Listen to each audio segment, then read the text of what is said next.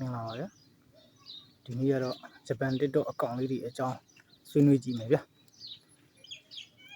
ဂျပန် TikTok အကောင့်မိမိကိုယ်တိုင်ဖွင့်ပြီးပြီဆိုရင်လောက်ရမယ့်အချက်တွေကိုပြောပြမယ်ဗျာအဲ့ဒါပါလဲဆိုတော့ကိုကဂျပန် TikTok အကောင့်မဖွင့်ခင်တည်းနဲ့စဉ်းစားပါဗျာ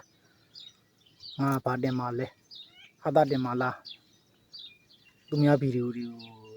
စကားပြောနဲ့လောက်တော့ဗျကတင်မှာစကားပြောတာတင်မလားတခုတည်းကိုပဲလောက်ကြရနဲ့စလောက်ကြရနဲ့တခုတည်းကိုပဲသွားရမှာဗျသူကဟိုဟာတင်လိုက်ဒီဟာတင်လိုက်ဆိုရင်တော့မရဘူး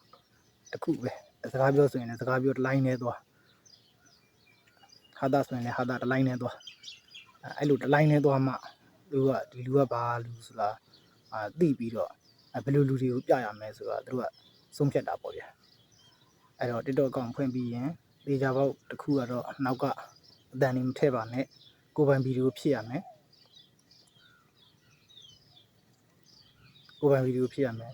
နောက်ခံအတန်နေဘာမှမထည့်ပါနဲ့ကိုယ်အတန်နဲ့ကိုပြောကိုဗီဒီယိုကိုရိုက်ပြီးတော့ကိုယ့်အကိုတင်းတစ်လမပေါက်2လမပေါက်3လမပေါက်နဲ့ဆိုပြီးတော့စိတ်ထဲကြမသွားနဲ့အဓိကလူတွေ TikTok အကောင့်မှာ follower များမရကြတာအဲ့ဒါပဲသူက TikTok ကသူ့ကိုအတိမတ်မပြုတ်ခင်လူတွေကစိတ်လျှော့သွားကြတာတက်လျှော့သွားကြတာ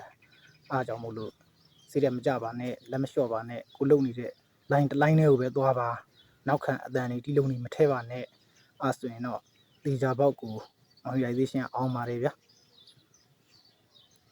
အဲ့ဒါချုပ်အမြင်လေးကိုတင်ပြကြည့်တာပါဗျာအဲ့ဒါဟုတ်မဟုတ် comment မှာဆွေးနွေးသွားကြပါအောင်ဗျာဟုတ်ကဲ့ဒါပါပဲဗျာ